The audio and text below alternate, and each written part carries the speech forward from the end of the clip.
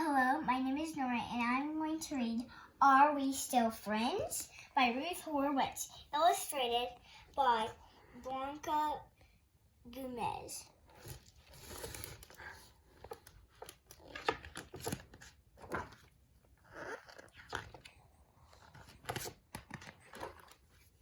Beatrice and Abel lived side by side, with a low stone wall between them. Abel grew apples, Beatrice raised bees. They were the finest of friends indeed, and so were the bees in the trees. In summer, when honey filled Beatrice's hives, she hollered, "Hello, Abel!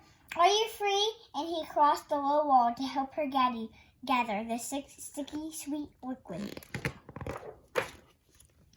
In autumn, when apples filled Abel's tree, she called, "Hello, bee, please," and she crossed the low wall to help harvest the ripe red fruit. In winter, the bees in the trees rested, so Beatrice and Abel rested too. Side by side, they spread crispy toast with apple butter and sipped warm tea with honey. Beatrice and Abel needed each other all year, but especially in springtime, when Abel's trees filled with flowers. Beatrice's bees needed flower nectar to make their honey. Abel's trees needed bees to spread their pollen to make their fruit. Back and forth across the wall, the bees flew, until one spring morning, whack! Abel smacked into a branch. Ouch! The smack startled the bee. Zing! The bee stung Abel right on his nose. Yow! Abel sneered. Wee-hee-hee! Across the wall, Beatrice heard Abel squeal. What a silly laugh, she thought. Wee-hee-hee! She laughed back. Was Bee laughing at him? Abel wondered. He rubbed his sore nose. Blasted Bee, he bellowed. Was Abel talking to her? Beatrice wondered. Don't you bell at me, she yelled. Pie face, Abel sputtered. Well, you're a fuzzbrain. Wormy core, fuzzbrain. Back and forth the word flew until Beatrice and Abel marched into their houses and slammed the doors behind them. There sat Abel, his hurt ripening like a big round apple. Pie face, he sputtered. I don't need her or her bees. And there sat Beatrice, her anger buzzing like an iron insect. Fuzzbrain, she muttered. I don't need him or his trees. But outside, the bees continued their quiet business. Back and forth across the wall they flew, sipping nectar and spreading pollen, just the same as always. Abel scribbled a sign and planted it where the bees would see it, but the bees didn't care about that sign. No bees allowed. Beatrice built a fence to keep the bees on her side, but the bees didn't care about that fence.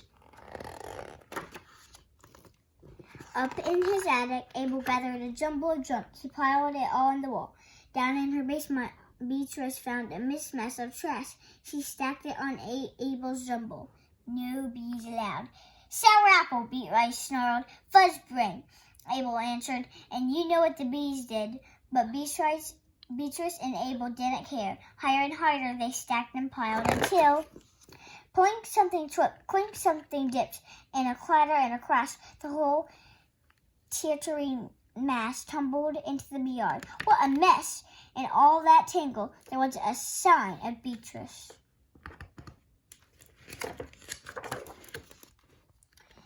Hello, Abel called. No answer. Hello, Abel shouted. Where was he? Then he heard something.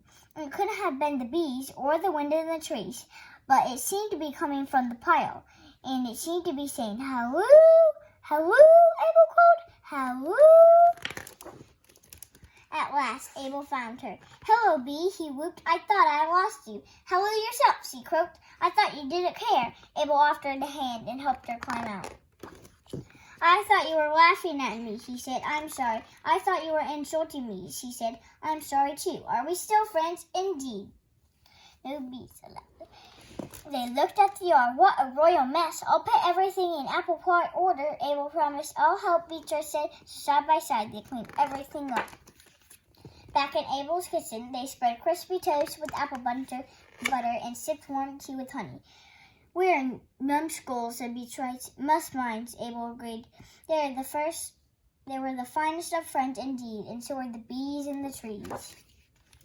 Just the same as always. I hope you enjoyed the book, Are We Still Friends?